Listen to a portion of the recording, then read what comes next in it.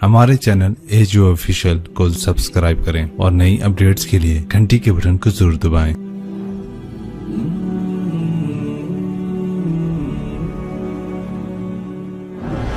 एक सहाबी है, या रसूल अल्लाह तंगी है रिज़्क़ की, कोई वजीफ़ा बताएं।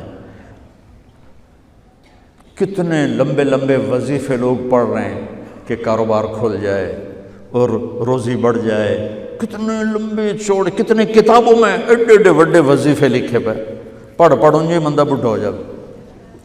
मैं कुर्बान जाऊँ या रसूल अल्लाह आपकी शफ़क़तों पर, आपकी रहमतों पर। सुनो, ये करो, मेरी बात नहीं है, मेरे नबी की बात है। तजर्बे की वजह से करोगे तो कुछ नहीं मिलेगा, यकीन से करोगे तो दरवाजे खुलते देखो। कि या रसूल अल्लाह उरीद अन युवस्सा अलैया रिज़्क़ी, मैं चाहता हूँ मेरी रोज़ी खुल जाए। तो आपने कहा अदिम अला तहारा युवस्सा अलैका रिज़्क़ुक, तू बावुज़ू रहा कर, तेरा रिज़्क़ खुल जाए। कोई ज़ोर लगता है वुज़ू? तुम्हारे यहाँ तो सर्दी होती ही कोई नहीं कि भाई ठंडा पानी है कैसे वुज़ू। ये तो हमारे लिए मसला है कि भाई ठंडा पानी है कैसे वुज़ू करो। वो हमारे गांव का मरासी मुझे मिल गया, मैंने कहा चल नमाज पढ़ेगी। नहीं जी मियाँ जी सर्दी बड़ी, ना ले जाओ, सर्दी बड़ी। मरासियों को सर्दी ज़्यादा लगती है। मैंने कहा नहीं आज तो नमाज पढ़ा के चढ़ना है। मैं उसको लेके जब वो टूटी पे बैठा ना, जो ही हाथ पे पाए वो हाले हो ठंडा पानी, वो हाले हो ठंडा पानी। तुम्हारे लिए तो ये मसला भी नहीं कि ठंडा पानी। मेरे नबी की ये सारा मजमा ले लो, ये ऊपर मस्तूरात ले लें। अदिम अला तहारा युवस्सा अलैका रिज़्क़ुक, मेरे नबी ने फरमाया बावुज़ू रहना शुरू कर दे, अल्लाह तेरा रिज़्क़ खोल देगा। अभी अल्लाह रसूल की आपस की बात है, तो मेरी बात होती तो दीवार पे मार दो, तजर्बा करो। नबी की बात को तजर्बा करके नहीं करते, यकीन के साथ करते हैं।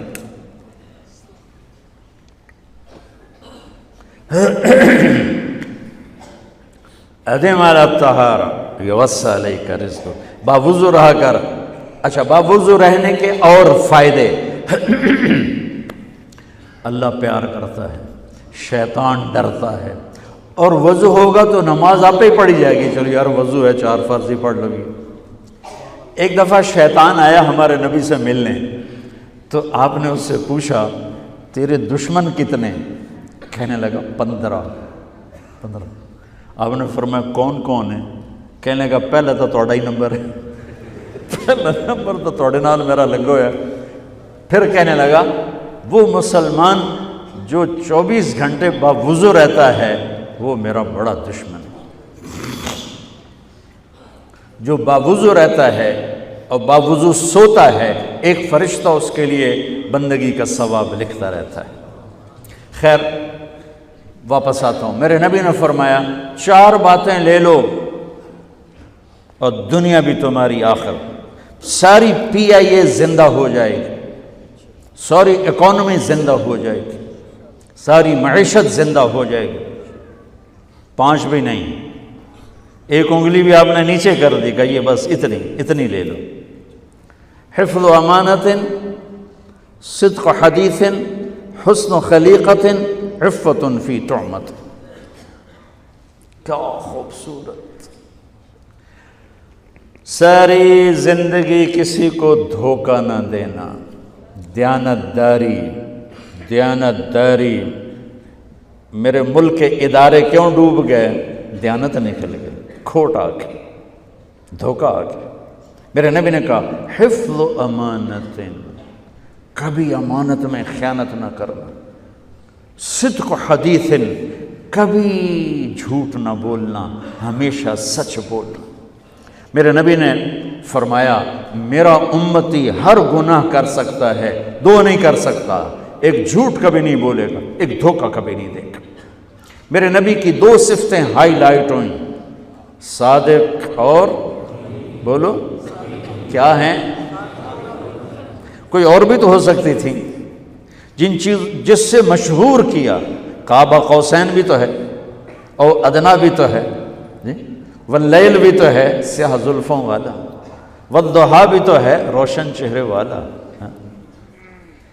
کس سے مشہور کیا؟ صادق امین. اگر آپ مجھ سے سوال کرو، میں ممبر رسول پہ بیٹھا ہوں کہ مولانا صاحب سارے دین کو 2 لفظوں میں بتاؤ، ساری شریعت کو، تو میرے پاس 2 لفظ ہیں، سچائی اور امانت داری. آپ مجھ سے سوال کرو مولانا صاحب ساری دنیا کے کفر کو بتاؤ، تو میرے پاس 2 لفظ ہیں، جھوٹ اور دھوکے بازی. جھوٹ اور خیانت، پوری دنیا کا کفر ان کے اندر چھپا ہوا ہے.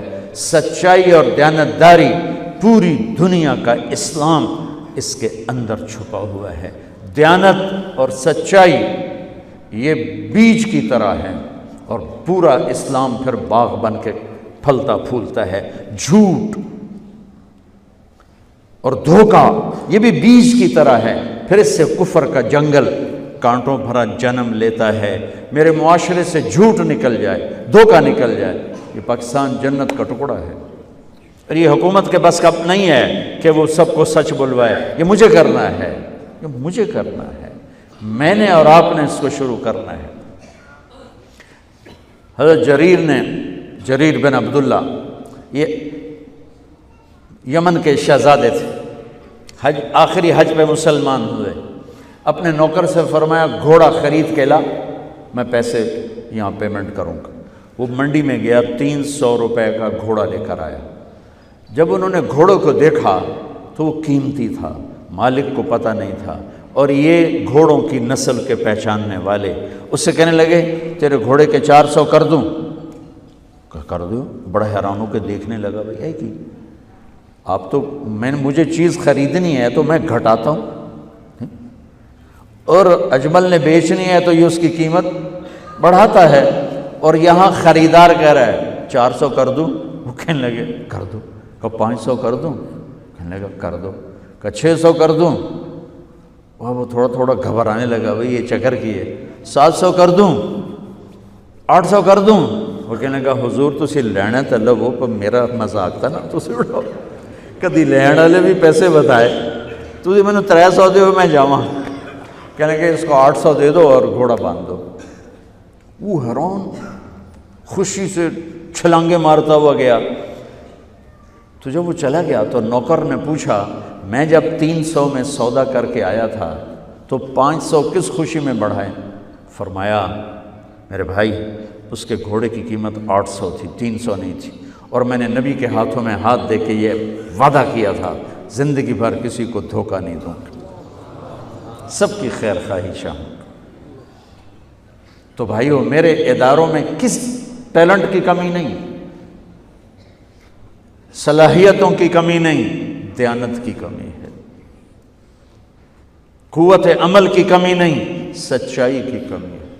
حجاج بن یوسف ایک ظالم گورنر گزرا ہے، اس کے خلاف بغاوت ہوئی، وہ ناکام ہو گئی. تو